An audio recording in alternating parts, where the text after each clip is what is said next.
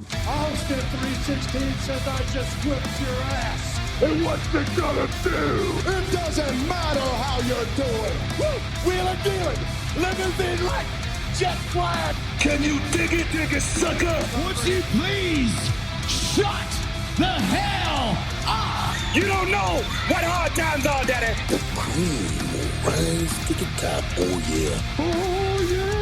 Look at the human rumble. What up, what up? Welcome to episode 124 of Keep the Kayfabe. I'm Mike, sitting here with my boys, ready to talk some wrestling. I hope everybody's having a fantastic week. The NHL playoffs are upon us, getting deep and exciting. We got great wrestling, some new appearances, but we got a lot of great news in the pipeline coming up for summer that we're going to get to in just a minute. But we have to announce the boys before we do that. So over in Glendale, somebody who keeps it regal, Mr. Steve Grobschmidt. How are you, Grabby? Mr. Kennedy. Kennedy. Cares. Wow. Hey, his name came up in my research for this episode, so it's relevant. Really? Yeah. Okay. Doesn't he do a lot of backstage stuff though? Still, He's a Is that trainer. He's correct? got his own school, I think. Mm-hmm. But Yeah. he's also the pride of Green Bay, Wisconsin. True. Wow, Local hero. Eh. I didn't even know that. For real. I'm already learning something new. This is going to be a very educational episode. But before we get to all that good knowledge, let's go down to Bayview. Somebody who keeps it freshly squeezed. His name is Mr. Matt Michelson. What up, Matt? I'm always good. And one intro that's always good, and probably the most common intro in Keep the Kayfabe history, is "Hello, ladies." Gary got Oh, it last boy. week. I'm I bringing did. it back. Yes. Yes. Not. I think Matt is. There might be a new best friends developing here, Steve. Are you okay with that? Shut your mouth. All right. Well, Heel you turn. heard him. He's the man with the golden pipes, Mr. Gary Williams. What up, Gary? How are you? What up, everybody? It's great to be here again. And I was thinking long and hard about what I was going to do tonight, and I thought to myself, "Oh, you didn't know? Your ass better call somebody." I thought that Wow, would be yeah. apropos. Good vibrato It is. there on the end. Thank you very Yeah, much. there's the golden pipes. I did my best to live up to the moniker that Mike has given me. Yeah, well, the last episodes, I think you were on 2 before our last deep dive episode on the Bushwhackers. I hope you all enjoyed it. You always sang a song. Like, you came out and I know. sang each time. So now it's like, this guy's a vocalist. So I was giving you alley-oops, but maybe I'll give you a new intro. But we're still in the development phases of Of my character. My this- character is of going through this some character. changes. Yeah, we're Yeah, kind thank of you, in Miss- we're kind of in NXT right now with it. Thank you, Mr. McMahon. Thank you, Mr. way before McMahon. NXT. We're in like the Dudley Gym, or OVW. Mr. Kennedy's Yeah. Mr. Kennedy's school in Green Bay, because we are from Wisconsin. If you're new listeners coming to us after listening to, like I said, last week's Bushwhackers episodes, we're inviting Gary in. He's doing some deep research for us, joining the team because we just got a lot of really exciting things coming up for us this summer for the Keep the Kayfabe crew. And we're going back somewhere that we have been before, and we're so honored. It happens every other year. It's a little fest called Crusherfest, and it's happening in South Milwaukee, where the Crusher was from, and it's going to be so much fun. So Matt has more of how this all developed. And Matt, tell us hometown the of deets. Gary Williams and Steve Grubschmidt. I mean, That's right. We were born there. All the greats. That's true. The hometown All of the greats. hometowns. Yeah. So for those of our longtime listeners, you probably are thinking back to episode 58 or 59, where I want to say it was about 2 years ago. We interviewed Vern Gagne and Jim Brunzell. Greg Gagne. Greg Gagne. We interviewed Greg Gagne and Jim. Greg You Gagne. got a lot of editing to do. I've got I know. some serious teaching to do right now. Steve, we have some serious teaching to do I right feel so bad because Yeah. when we interviewed those guys, so Mike, you can obviously edit all this out, but when we No. interviewed those guys, It's so bad. Mike actually had to go back in and edit how he said their names now. because it was Oh, wrong I like know. 4 or 5 times. Oh, So- I know. as a young listener of your podcast, I can't even so tell you. It was embarrassing. like nails on a chalkboard for me. Okay, Like it was like. So the my issue though is I can't unhear it now. So it's Greg Gagne. Yes. Gagne. Very good. Very good. Jim Brunzel? Brunzel. Brunzel. Emphasis on the Zell. I said Zell. Gagne Zell. and Brunzel. To their You're half faces. right. I say Yeah. Gagne and Brunzel, so that works. Okay, cool. Yeah, Crusherfest. We're back, baby. So 2 years ago, for those of our longtime listeners, I want to say it's episode 58 or 59, we interviewed Greg Gagne and Jim Brunzel, the former Killer Bees from WWF, living legends. No, they're the High Flyers. God damn it. They're High Flyers from the AWA. For those of our listeners, this has We got to need be an like the fourth outtake, take of this. Yeah. Gary We're cleared leaving it. things up. We're leaving it. We're doing it live. We're Anyway, doing it live. Call it in the That's ring. Yeah. Or you're just gonna call this. Do you guys match remember? during- Do you guys remember? I think it showed up in one of the I think it was the Nitro Monday Night Wars or something. But Sid, who was not a great promo guy, Psycho No. Sid Oh, yeah. Justice, Sid Vicious, he was doing a promo in WCW with Jim Ross, and he started screwing up, and he's like, "All right, Oh. hold on, let's do this again." And Jim Ross just says, Oh, we're "You're live, brother. Yeah, we're live, buddy." Oh, dude, he did it all the time. He did. It was so gosh. bad.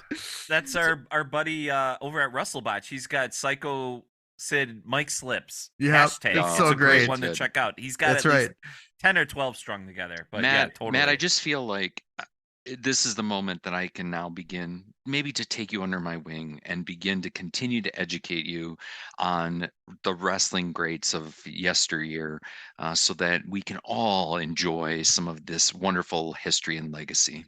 well, as our listeners are probably figuring out, that probably needs to happen because clearly I can't keep any of it straight. But before we get into that, I do want to just tell our guests a little bit about what they can expect at this year's Crusherfest. So there's been several wrestlers announced, all really exciting names.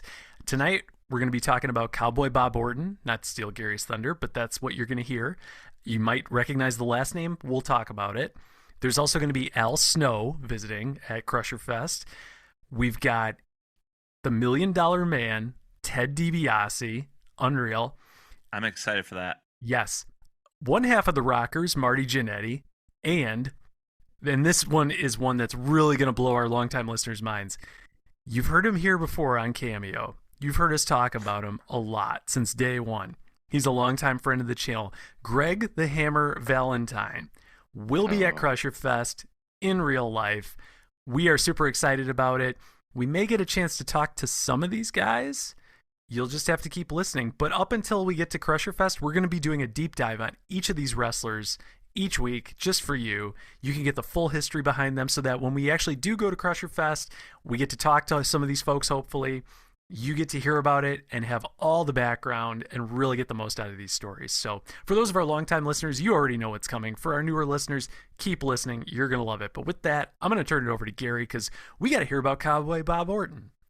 Yeah, thanks, Matt. I appreciate it. And yeah, to the listeners, I think this is going to be, these next couple of weeks are going to be a great opportunity for all of you to just kind of like, I mean, as we've often talked, even on this podcast, there are different generations of wrestling fans. And, the name Orton does ring a bell for sure with modern day, with Randy Orton, but Cowboy Bob Orton and then his father before, Bob Orton Sr., Randy Orton is actually a third generation wrestler. And the list of third generation wrestlers is pretty impressive. I mean, you look at both Randy Orton, Bray Wyatt, and his brother Bo Dallas. Those are also third generation wrestlers. Blackjack Mulligan to Mike Rotunda. You also know Natalia.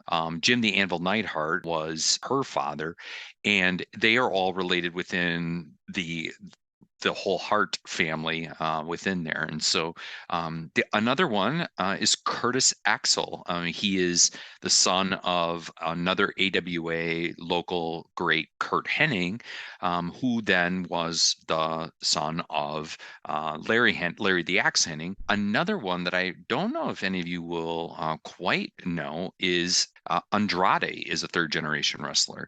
And the last one, Oh.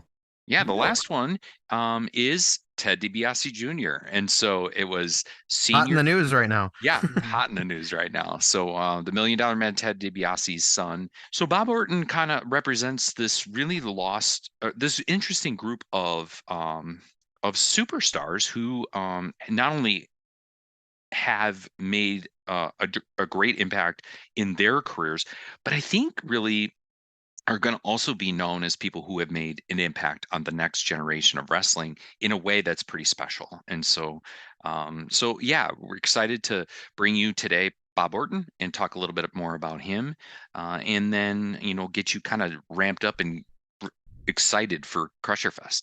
Steve, are we going to hear your story about when you saw Cowboy Bob Orton and he was babyface, but he wasn't?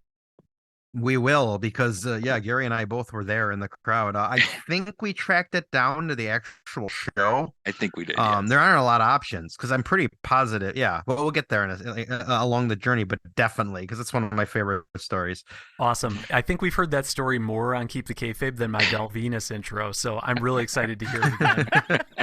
Good shirt. Yeah, it might actually rival how many times they've told the Jacques Rougeau giving me the thumbs up at County Stadium at WrestleFest. Yeah, that was a good one too. Or me calling Greg Valentine George. Yes. Maybe I got that record still. Yeah, Hopefully I don't do it again at Crusherfest. Oh gosh, we gotta make cheat code notes to look at in case you have a moment. Like Spinal Tap and like looking at on the back of the guitar to know what city they're in. Like literally have my hand up in front of my face. I'll still get it wrong. Yeah. This is Jorge Valentino. That's great. Fuck me. Anyway. All right. So where's Bob Orton from, and like what was his upbringing like, Gary? Yeah, so Bob it's interesting because he was originally born in Kansas City, Missouri. But he and one caveat to the wrestling fans, to our listeners, always remember, like, our research, as much as I work hard and we all work hard to provide you the most accurate research possible, you always have to remember it's got to be laced with an asterisk, because it's coming via multiple mediums. So it's whether it's research online, whether it's listening to an interview of them. I did get a chance to before the show listen to an interview off of Hannibal TV with Bob Orton, which was really fascinating to actually listen to him. But one of the things that he talked about was the fact that he had gotten moved around a lot. And a lot of that was because his father, Bob Orton Sr., was a professional wrestler. And so he was in the territory days. So he was literally moving from territory to territory. Bob Orton said that he was in 12 different schools growing up as a young man, as he was going through the territories. And I think the place that he kind of landed the most, or really got his start, was in his debut was in 1972. He's still wrestling today, Hall of Famer 2005. Another really interesting thing about Bob is he had a brother named Barry Orton, and he was known as a wonderful jobber in the WWF days, known as Barry O, and he would always do this big O with exaggerated O with his hands. Yeah. I was gonna say, if Barry Horowitz was related to Bob Orton in some way, I would have died, because he's my ultimate favorite jobber. He was basically like a Barry Horowitz before Barry, He was. I love that name, Barry. In that era, they never, is one of those another examples where they not once acknowledged he was an Orton. Yeah, never really acknowledged. I in fact, it wasn't until I was doing research where I really put two and two together, and I was like, oh my gosh, you guys, like, that was his brother. Holy and I shit. was like, oh, interesting. Yeah, so he was trained. So he went to college, dropped out. Very similar, actually, to his son. So Bob Orton got trained by the great Hiro Matsuda. And I don't know if that name rings a bell to all of you, but there is another truly famous wrestler who was also trained by Hiro Matsuda, and that was Hollywood Hulk Hogan. Oh, man. That's right. No way. I was going to say Logan Paul, but that didn't seem right. Logan Paul. So close. Bob Orton basically gets his start in Championship Wrestling in Florida, and he teamed with his father. one of Bob Orton's many talents was the inventor of the superplex, which was at the time was a brand new, devastating move. Now we obviously see a few plexes and things off the top rope, but He invented that? he did. He Yeah. actually was the inventor of the Wow. superplex. Well, that's something I'm Yeah. glad I learned tonight because, yeah, I do think about Yeah. it because it's like, this guy's only so good because he does the suplex off the second turnbuckle. I think you really do make it as a wrestler if you have that move in your repertoire. Otherwise, you honestly can't be considered one of the greats, in my opinion. So No, if no. you don't perfect No, that, I then mean, you're I always no. It looks No, it's always devastating. been a favorite of mine. Oh, big time. Yeah. So Orton started under a mask, under the hood. He was a mask wrestler called the Invader from 73, so 72 to 76, where he really kind of like made his big break. He had an angle with Dirty Dick Slater in which they attacked a young Ric Flair at the time. This was prior to Ric Flair becoming the world champion. They did a assisted pile driver, so in essence, on the floor, hurting Rick's neck and forcing him out of action. So in essence, it was Rick's time to leave the territory to go to another territory, only to come back in 1983 with a bat and go after Dick Slater and Bob Orton. Wow. So That's the one story you'll hear where Ric Flair got attacked by a dirty dick. No, nicely done. That was amazing. Sorry, you teed that one up so well, Gary. Val Venus would be so happy for you. Val Venus would be so. Hey, there's a lot of victims out there, and we're not laughing because the dude was disgusting. Yes, We do respect all of our listeners that have been sexually assaulted. Yes. Great chirp, Matt. Loved it. So a couple things about this period of time. So Bob Orton he doesn't take credit for, going back to Hogan, he doesn't take credit necessarily in his interview with finding Hulk Hogan, but he does say that he was one of the bar that Hulk Hogan used to play bass guitar at, because that was how Hogan was first literally a rock star. He was a bass guitarist in a band. He would play in this bar in Florida, and it would always, that's where the wrestlers would go after the matches. So Dude. he does say, Bob, that Hogan did approach him and said, "Man, I really want to get into the business." And that's when Orton was like, "You really need to get hooked up with Hiro Matsuda." And but Bob said, what made it very clear, he didn't find Hogan necessarily, but he did recall an exact conversation in which he prompted Hogan to make sure that he caught up with Hiro Matsuda, who eventually did train Hogan, broke his leg, and then Hogan came back, he trained him, and then the rest is history. Can you imagine if Hulk Hogan was a better bassist than he was a wrestler? Like, what would the world actually be like if he's like, "Fuck you, man"? If Bob Orton wasn't there at that bar that night, and he's like, "You know what? Tonight's the night I'm actually going to take some initiative on this thing that's been bothering me. I'm not going to be the next fucking Victor Wooten or whatever great bassist that I love that's out there." But like, what if is what I'm saying. That's right. No, He could be still known as like the bassist for like They probably Draper weren't even or good. something. Like, what was the band's name? Do you know Hulk Hogan's band's name? What it You was? know what? Was it That good? is a great question, and I do not have that. That will come up on another right. episode. Well, I maybe believe. we'll ask Cowboy Bob that at Crusherfest. Be like, was it even good? Like, did you I even wonder. like? Yeah, going that there, would or be what? that would be a fun question to ask him. Like when you went to listen to Hulk Hogan, were they any good? Like Yeah. All right. I'll keep that in the bank. I That's have good. the answer to that question, but I would love to hear it from Cowboy Bob Orton. So, Bob, if you're listening to this ahead of Crusherfest, just we'll throw you a softball. Yeah. Mhm. So Great. here, there's about 4 parts to the rest of Bob's career. I think the first part is his NWA days in 80, 81. That's when he actually developed and was given the cowboy gimmick. I think a lot of the things about Bob then kind of spurred off from there in terms of that gimmick. And then in 81, he bounced to the WWF, which wasn't that uncommon at that time. If you recall, there was still a lot of collaboration amongst the territories. So he was kind of being moved around, and he had a huge feud with Bob Backlund, who was the long reigning champion at the time. And that was his first run. So he really did have, he had a really important championship run. Never won, but he cites in his interview that Bob Backlund was by far one of the strongest wrestlers that he ever wrestled.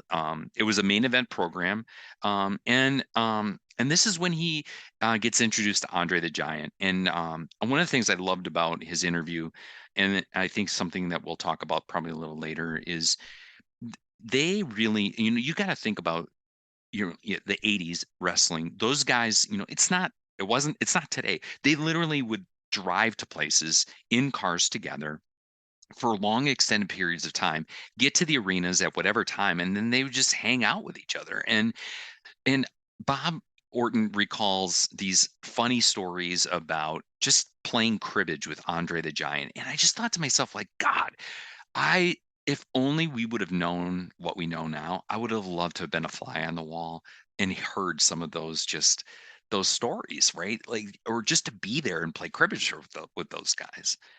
I mean, you think of the nonsense we say on and off camera. Like those dudes probably had like some inside jokes and stuff that were probably really fun. And Andre probably had somebody move the pieces on the cribbage board for him, because those little those little things. I mean, those pegs, like the big fingers. Those are tiny. Yes. Well, funny enough, we'll go a step further back to Val Venus, back to Dirty Dick. Andre dated Bob Orton's sister for a little while. Oh, wow. And Bob Orton said in the interview, was asked about it, and he's like, I didn't ask about that stuff. That's what the cribbage is. What probably bonded them, like probably kept them from killing each other. Like kill them in cards, not in real life. I don't know. Yeah. So he goes back to the NWA in 83, and then national expansion occurs in 84. And we know that McMahon started raiding the territories. And it's in 1984 that Bob Orton now becomes Ace Orton and actually becomes Piper's bodyguard. And that is... Do you guys remember? I mean, I don't know, like this is way a little before your time, but do you remember like early Piper like that in WWF? I don't. It was a little bit before my time, before I started watching, so I'm not really familiar with this era. Okay. I learned it when they had Piper's A&E special. Oh, They touched on it for a little bit, but I don't remember like witnessing it as a child. Sure. Yeah, you guys were younger.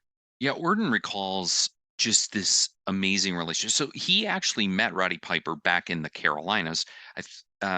Steve and I have kind of talked about that on previous takeover episodes about 1980, 81, and Piper had made this leap from Portland, went over to the Carolinas, and Orton just could not say enough nice things about him in terms of the genuineness of Roddy Piper, that what you saw is what you got. And what you saw on TV was exactly the way it was. He said there were times where they would literally be in a car for however many hours. Roddy would start talking and end and still keep talking 4 hours later. And Bob Orton would just be listening and he would have the most amazing stories.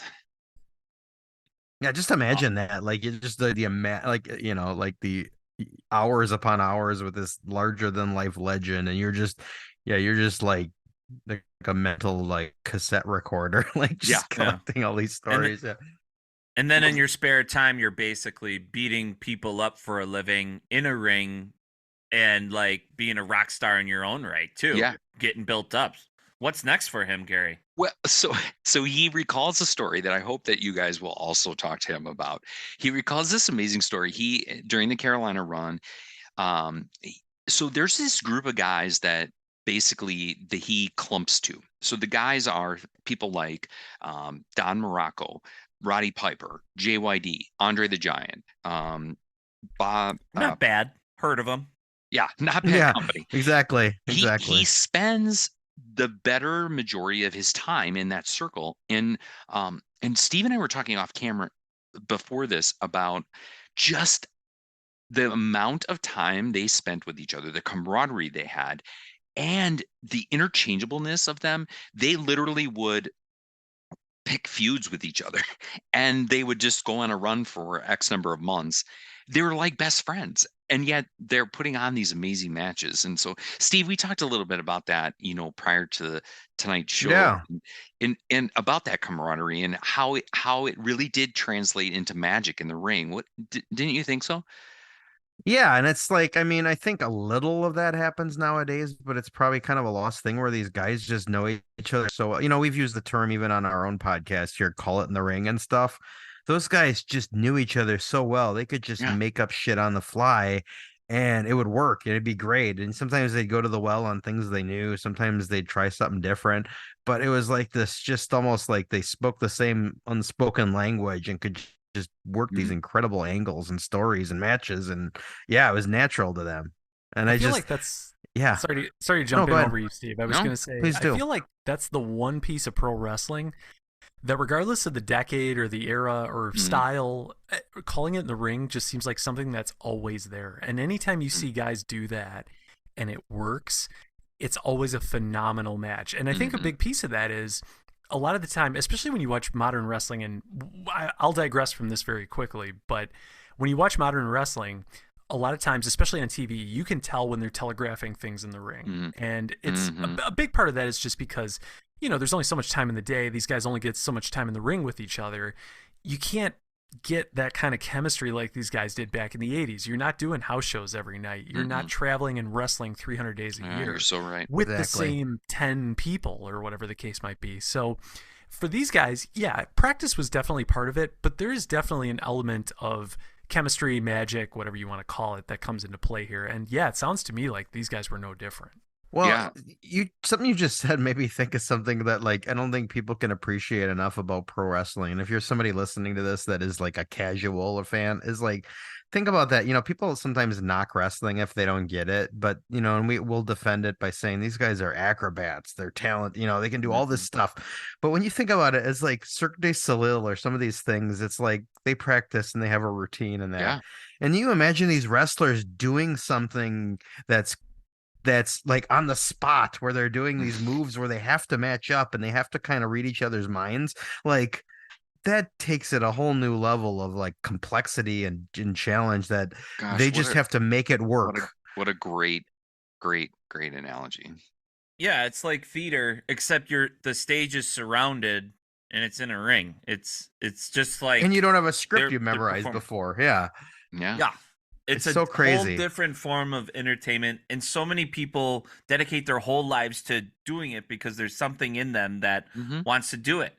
Like the Hulkster at the club, he's like, I need to get in there. I mean, these guys, you guys are right. I mean, like, especially these old school guys, like, the stuff they went through. I mean, it's unfortunate because what many others may know is just the downward spiral. I mean, I just saw the Iron Sheik's A&E special, unbelievably awesome. Like, that was such a great story, but he ended up with drug problems, and a lot of these guys did because they literally, I mean, they were literally every single night of the week, and it just it did take its toll. And the modern wrestler, maybe for their benefit, is more of a weekend warrior and then one or two shows here or there. It's different. The travel's different. Everything's different, and it's not to dismiss today's wrestlers as but it just was a different time. If they There's different accommodations too. Yeah. I mean, those cars weren't nice. Right. Okay, so let's talk about this, because this is the story. Bob Orton says Piper and Morocco were traveling to another city, and they got a rental car. The car that they were on, because they were having some roadies on the way. So basically, they're driving, and it's pouring rain. The car spins and it goes over railroad tracks, like literally goes over railroad tracks. So they don't know what to do. They can't. So they literally left the rental on the railroad tracks, left it in the rain, away in the rain, and walked. And so they were in Bob Orton says they were in a Holiday Inn, which was a holodome, and I don't know, Mike and Matt, if you remember holodomes. Steve and I do. They basically were. The Holiday Inn was like big square. Everything opened and was open, and in the middle of the Holiday Inn was this huge like pool and all kinds of other stuff. But it was literally like, and so Bob Orton says he goes to bed, he gets this phone call and basically he's like, your buddies are getting arrested because of what they did. So Bob says he walks out of his room buck naked, and the door locks behind him. So now he's butt naked in this holodome, and he left his room. So he's like, I got to get back to my room. So the cops now come up, and he's buck naked, and he's got to get back in his room. They let him back in his room, and they start to, have this little argument, and he gets tased while he's in the room. Whoa. And basically, long story short, they realize he's like, I had nothing to do with this. And so eventually the cops are like, all right, we're really sorry. So then he had to go and bail out Roddy and Don Morocco out of the jail. Oh my gosh. But what a freaking unbelievable story. Like, imagine today if that happened. I was just about to say, if you on mainstream news saw a story about an innocent naked man in a hotel getting tased wrongfully by police, and the police admitting to it like almost immediately, it would be national news in a heartbeat. Yeah, unreal. It's just amazing. And I guess this does, it precludes some of the most important portions of his next part of his run in this Carolinas, but it's these relationships that Orton had with this group of guys that he actually maintains throughout most of his career. In fact, like I said, he kind of ebbs and flows with different groups, and then even when he goes to the WWF and then he leaves the WWF, he basically is still with those same guys, and they're still putting on independent shows and doing all kinds of things. I mean, just to give you one other sense of the camaraderie he has, this is years later. He and Paul Orndorff, he said, he was asked in this interview, what was the best match you ever had? And he said, honestly, it was an independent show in South Carolina with Paul Orndorff. In essence, they didn't know how the crowd was going to react because they both had been bad guys, and Orndorff had been a good guy. So basically they're like, well, let's just figure it out in the ring. So they go into the ring, and then basically they both kind of like start, and they can't quite tell which way the crowd's going to go. So Orndorff throws Orton to the floor, and Orndorff decides he's going to let him in. So he opens the ropes. Orton comes in. They kind of shake hands. Orton throws Orndorff out, and as Orndorff is coming in, Orton pulls the rope and gets him in the groin. And he said, all hell broke loose. And they whispered to each other like, we got him. All right, let's go. He said they wrestled for 45 minutes, just beating the tar out of each other all over this place. So you talked about Cirque du Soleil. These guys were unbelievable orchestra, like conductors. Boy, they were so talented and creative. Even a guy like Orton, who never was a world champion, so talented in their minds. It's no wonder why today so many of the good bookers and agents are guys from this generation. Right, I really wish going to wrestling shows today, it would be great to have something as simple as what you just described. Oh, you're so right. Just something that just sets the crowd on fire. Because I've been to, I mean, all of us here at Keep the Kayfabe, we've all been to a lot of, I should say, local pro wrestling shows where you see matches where nobody knows who these guys are, so they got to figure it out in the ring. Like, what is the crowd going to swing? 100%. A lot of times it's very cut and dry who the baby face is, who's the heel, but sometimes it's not. And you have situations like that, like Bob Orndorff and Cowboy Bob Orton. Do you think that's what's the problem? Like, Vince basically demolished the territories because when you're in a territory, you just get such a beat on like what sets off this vicinity. And then when you make it like so homogenized, like all over, then it kind of loses it because you're just not dialing it in like so hot, so hard for one specific crowd. Yeah, I wonder. And it just basically changed wrestling, like when it all got bought up, right?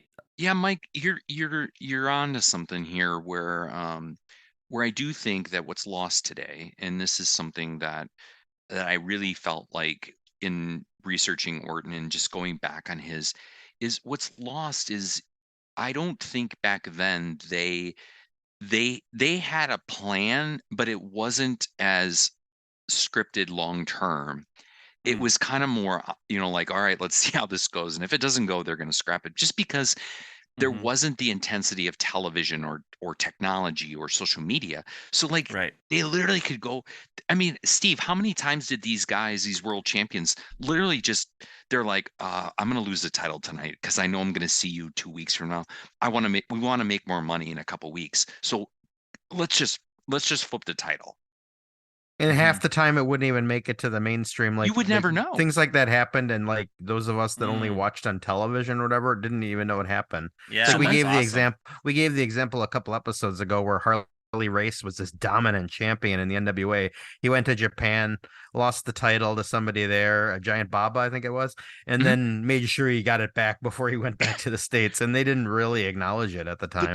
But the reason he did it was because Baba was competing with Inoki and their major federation. Give a boost. Yeah, and he gave them the boost by being world champion, by NWA world champion. So he got a bigger check. Then they got a big, and it was just interesting. But Mike, to your point, I do think today, like, let's just talk for a second about Sammy Guevara. Like right now, it feels like they're jamming him down our throat again because of this, all access and all this stuff.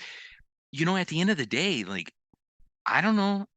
I've heard the group a little bit. I'm not quite always on the group. I hate his guy. He's an idiot. Like, I can't stand him. Like, worst promos. I don't like his wife. I mean, like, and at the end of the day, it's like, why not just embrace this? But they're trying to force feed that he's going to be some kind of character, and I think that's where the scriptedness of today gets in the way of more of the on the fly of yesteryear.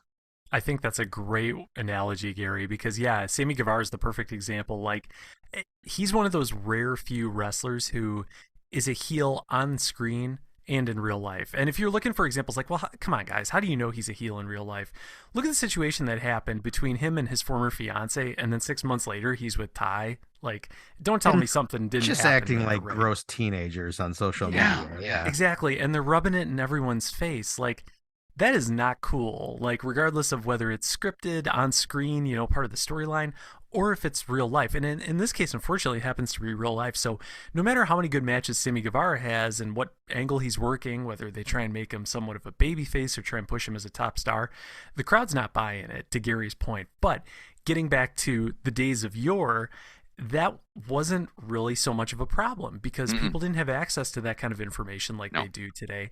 And to your point, guys, if these guys were working week to week and not all this stuff was televised, yeah, they could drop the title one night, pick it up 2 weeks later, and none's the wiser, and you get good matches every single week out of it. Steve, I know that you enjoyed and loved Orton and Roddy and that whole story. So maybe, let me tag my tag team partner for a few minutes and talk a little bit about the real emergence of Bob Orton in the WWF, because he and Roddy, in essence, made unbelievable music together, and I know that was a great time in our lives, and I know that was a fun ride for you. Would you not agree? Oh yeah, I mean, there's some reason why that I couldn't explain at the time, that I just always loved Cowboy Bob Orton. And it was like, you had Roddy Piper, we all know he was the larger than life bombastic character, and then he had this like really stoic, almost like just badass bodyguard in his corner, Ace, Cowboy Bob Orton. And then the other funny thing of that era is, like, Orton legitimately injured his arm in a big match with Jimmy Snuka. And I guess it legit took a while to heal, but they had this great storyline, and like classic wrestling, he wore a brace, and of course he wore it long after he needed it, and of course he used it as a weapon, and he won many a match by clubbing somebody when the ref wasn't looking with his cast. Or lost. Yeah, But it was just, it's that classic wrestling thing of like, he's got the, I think I'm trying to remember off the top of my head other guys, but there's others that have done that. Iron Mike Sharp, that jobber that like of the 80s, he had like a metal arm plate or brace thing, and of course he used it as a weapon. But yeah, you guys, he literally had a cast on a his cast, a white cast. So yeah. what he said was originally it was on his right arm, but he couldn't wipe his behind, so he made them have his left arm be the one that was injured. It's so hilarious. Great. It's so great. He said, wow. When asked why was the cast on your left arm, he said, well, I needed to wipe my ass, and so it was with my right hand, so I put it on my left. I have a feeling that if we get to interview him, he'll love to tell stories like that, like every time he's asked. He feuded with Tito Santana for the Intercontinental title. He actually got the distinction of being part of the main event of the very first WrestleMania. Yeah. If you guys remember, it was Piper and Orndorff against Hogan and Mr. T. So naturally, Orton was in Piper's corner. Heat. Yeah. That might have been if you look up heat in the dictionary, that might have been the very definition of that feud was gold. Yeah. And then he actually got some title matches against Hogan, which he did. Obviously we all could put two and two together that he did not win. But then, Gary brought up that like wrestling, like these alliances or these friendships he formed over the years. He had a brief time years before in the AWA, and he had this alliance with Adrian Adonis. Mm-hmm. And then, now we fast forward to WWF, he actually split with Piper and then teamed up, reunited with Adrian Adonis. And then Steve, Piper... Yeah, because that was when Piper went off to do They Live and some movies. Right. So he went off camera, and so they paired Orton back up with Adonis. Yes, and then Piper came back after all that was done, and he came back a babyface, and Orton betrayed him, and then they had a great feud. And he actually, and then he wound up getting fired from the WWF. I guess there was some sort of disturbance at the Calgary airport that got him fired. And then he went on to New Japan. And then 1 year in WCW, which I think is worth mentioning because there's a story I've never told before. Never told. And I'm going to exclusively give you the scoop right now on this story that longtime listeners will be like, wow, Steve, why didn't you tell this story sooner? But the year was 1989, and a much younger Gary Williams and Steve Grubschmidt went to the Milwaukee Auditorium, which was across the street from the what was called the Mecca at the time, and it's now the Panther Arena. It was a WCW house show, and I don't know. I don't think they did not do them very often in this era. No. It was which is why we went. Right, we went because we were fans, but it was pretty much a WWF town, and I'd have now that we kind of isolated it, I could look up the card, but Gary and I don't have a lot of memories of it other than the crowd was not into it for the first few matches, and it was clear they didn't really know who the people were, and we made the assumption at the time, boy, these must be WWF fans.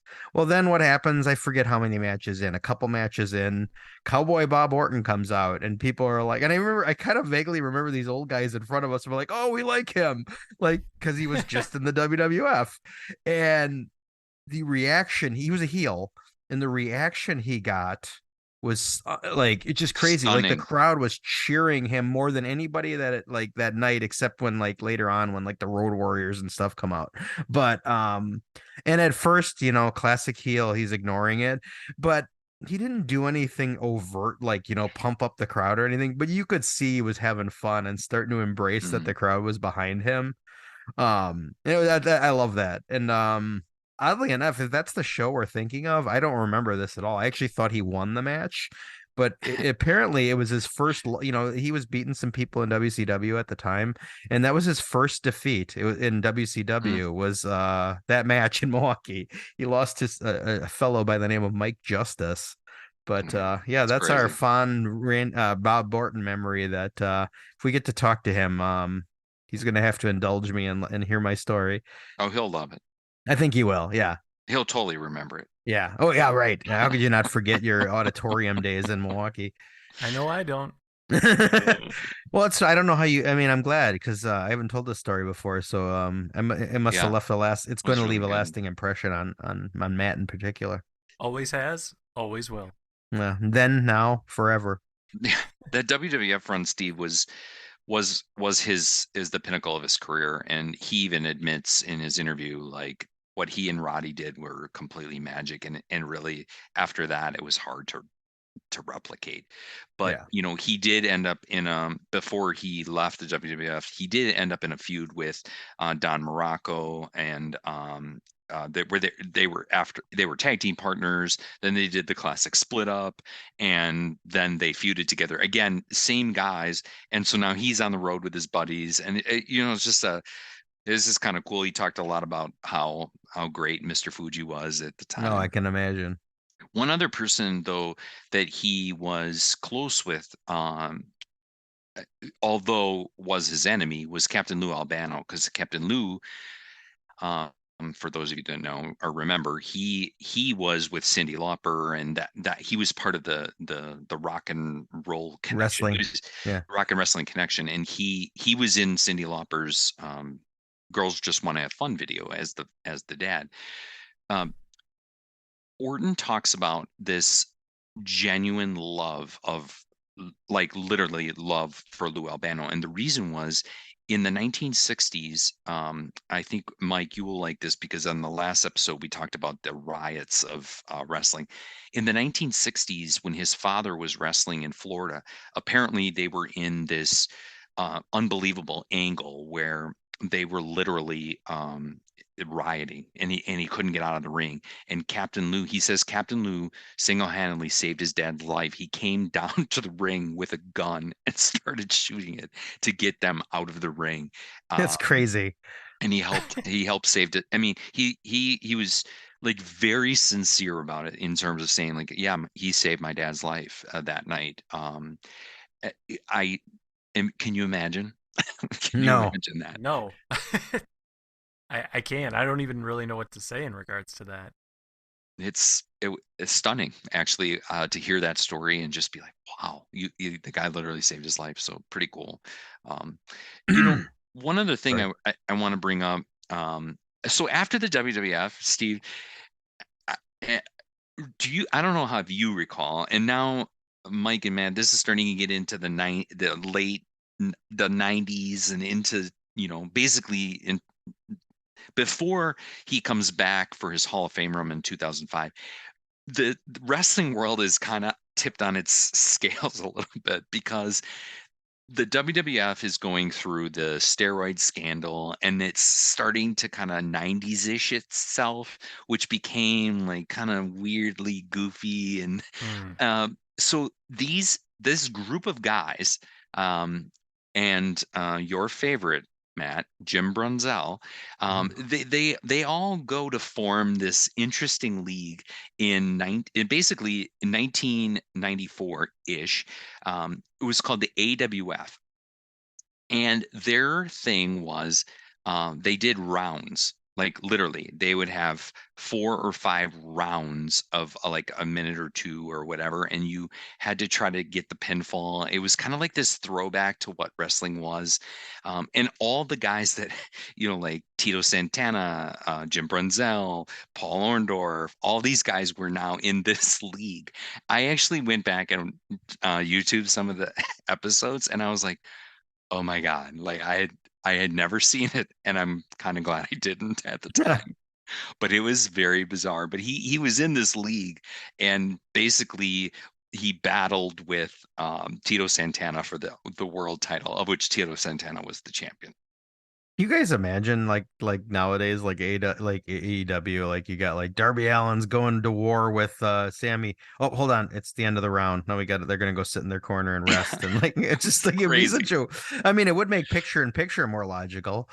It actually was believe it or not, to some degree, it probably was the precursor to what they ended up doing with Ring of Honor later on in terms of the pure championship. And like they tried to do this thing, but how do you do that with Cowboy Bob Orton, who had a freaking cast on his arm for most of his career and wasn't like a wrestler, and so it was interesting. But so Bob Orton transitions between as he was transitioning between NWA, WWF, and all of that, there's another story that I think is really telling in terms of the sheer difference between then and today, which is so in in the mid 80s or so, in one of his first runs to Japan, he was the Japanese were known for having this big, and they still do have this big tag team tournament.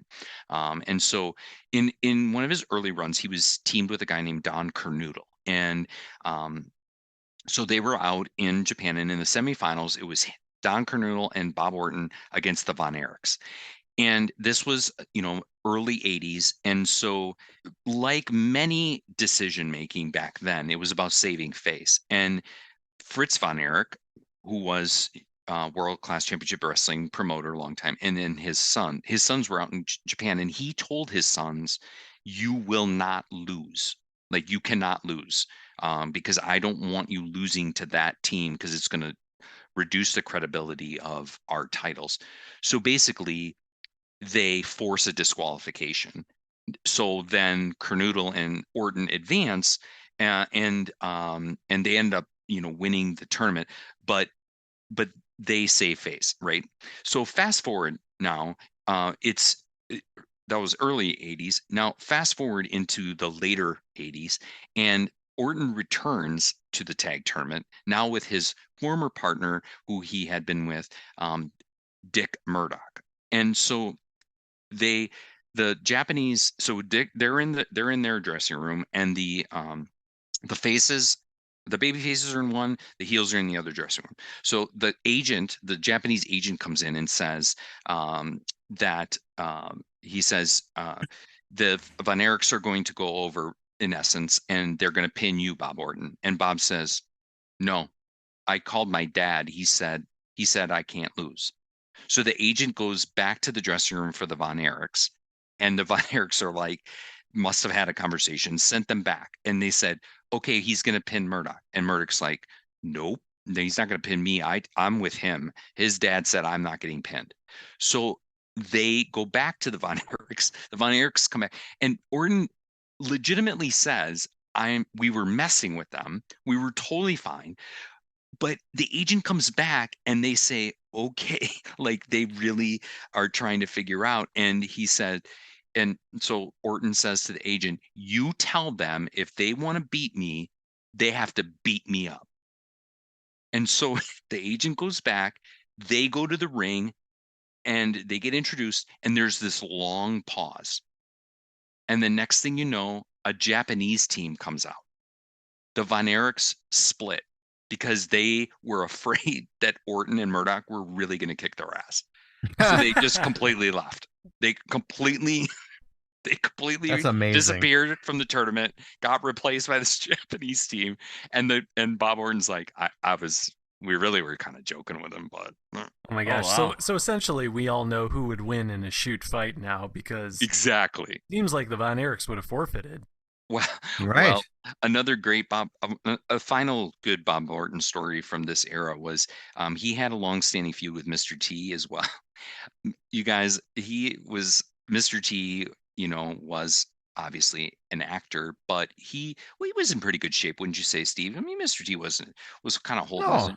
He did, yeah. So totally. They have this match in Phoenix. I think it was on Saturday night's main event. Orton Mr. T goes back to the dressing room and literally has an oxygen mask on. And because he's so like disheveled from his wrestling match, he's got this oxygen mask on. Bob Orton said, I turned the corner and I had a beer and a cigarette in my hand. And Mr. T said, "Do you want some of this?" And Bob's like, "Nope, I'm doing just fine." With my beer and my cigarette. He walks off. So great. I'm like, oh my gosh. Can you imagine? One's a pro. Yeah, one's a pro. The other's a celebrity. So, well, I think you guys, in the 2000s, he gets inducted to the Hall of Fame. And then there's a lot of, different iterations of Orton at that point. I don't know what you all recall of that. I mean, he's basically now a manager for Sun, and they do a series of angles, basically with the Undertaker and some other things. But the really interesting thing was when Orton was asked about his son, he did not. He's very proud of him, but he didn't train him. He let him be trained by other people, but he did help him with his psychology. But other than that, he said, no, I let Randy get trained on his own. And it was just kind Do of it his own way. Yeah, it was really cool because I think, a lot of parents are, they want to really control what their kid is doing. And he kind of like allowed him to do his own thing. Not everybody's that lucky, Kind of No. ever see Friday Night Lights? Like those football players who grew up in Yeah. Texas, like, hey, I won state, and you better get out there and win state just like your daddy.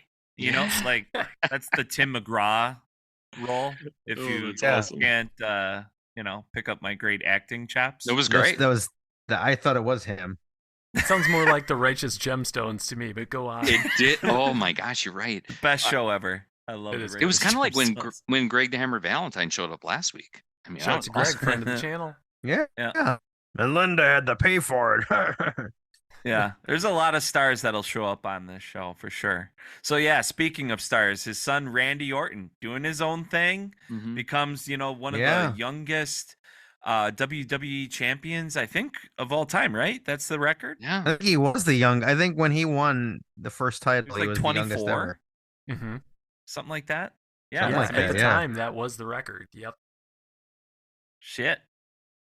Yeah, I mean the rest is history with him. I mean, I'm not going to bring this up when we talk to Bob Orton. I'm not a big fan of Randy, but credit where credit is due. I mean, you can see that his father didn't coddle him, or kind of like he did do it on his own, and he's a very different style. He's that lankier kind of a cerebral wrestler, and yeah, I mean, if you look closely, they kind of look like each other, but he definitely developed his own persona. Yeah, that's for sure. I did go back and watch a couple matches the other night. They were, boy, like there is nothing more for me nostalgic, but also just you want to talk about just that realism of wrestling. I went back and watched a couple mid 80s Bob Orton matches. One was with Paul Orndorff, another was a tag team against Hogan. I tell you what, Bob Orton was an amazing, he bumped unbelievably well. He was a master psychologist in there. He made people hate him so much that they wanted to see him get beat, and he did most times got beat. But again, we talked about this with the sheepherders, bushwhackers last week. Man, there's something to be said about that character that makes you so angry that you just can't help themselves, and it's gold. It's golden. And boy, he had a great career doing that. He Absolutely. might be one of the most underrated heels of all time, would you say? Doesn't get talked enough about? No, I do. I think the word underrated would be good for I him do. because those of us like Gary and our generation and older will remember him from the WWF golden years of the 80s, but he never won titles there. He never really, I mean, he won titles other places, but never a world title, like Gary said. Yeah, I mean, it's kind of like that, like even a step below like an Arn Anderson, where Arn Anderson everybody knew never got that title run, but it's like, yeah, Orton was like maybe one step below that, where equally good worker that was never given the ball, but still did a masterful job, brought the world in some indirect way Hulk Hogan, and then like would put people over with his performances. A very valuable, unsung hero, really. I think it's so important to always remember about wrestling. Like, not every guy can be in the main event, and not every guy can start the card. There has to be someone. There has to be guys that excel in the middle that don't make you want to go to the bathroom. He's a glue guy. He's a glue guy. He's the glue guy that keeps the show together. Yeah. Keeps your eyes glued to the TV. And keeps your ass glued to the seat. I don't know. I don't remember if I said this last week when we were talking about the Bushwhackers. I suddenly thought it, but it's just interesting how wrestling fans have changed. Like where, take AEW. They got guys like Brian Cage and some of these guys in Lance Archer, and people are like, "Oh, why don't they win more?" But like to your point, not everybody can win. But two, those guys will go out there and make wrestling look really good. So, like, why does Brian Cage or Lance Archer need to win all the time when they're making Boy look good and all these guys by just being this like physical, imposing figure that gives them a run but doesn't win? If you watch some of Orton's matches from the mid '80s, his facial expressions, his flopping, the way he, his just theatrics, unbelievably awesome. Like, so draws you into the story. And then of course he's got this freaking cast and the Dirty Dastardly, I want to use it. It just, he was really good, you guys. Like, I look forward to hearing about your conversation with him, just because I think one of the things I really took away from his interview was he was super humble. Like he's just like, I'm just a guy, and I had a great career and did some fun things, but he had very little negative things to say about people. He pretty much was just like, I don't know why you're making a big fuss about me, but like, I just do what I do. Putting him over before we have a chance to put him over. What a pro. Gary Williams, everybody. I think we got to cling to that, like maybe a little, like in a second. I think there's a word you use there, like one of his attributes that I think is the good there that we could give everybody in a little bit. Yeah, it's actually a lot of these unsung heroes do practice this philosophy. You might see a lot of them at Crusherfest on June 3rd and 4th coming up this year. Can't wait. We can't wait to see Bob Orton there. And you know what he does keep it? He keeps it Triple H, and that is stay humble, stay hungry, stay hot. Triple H, baby. Woo-woo.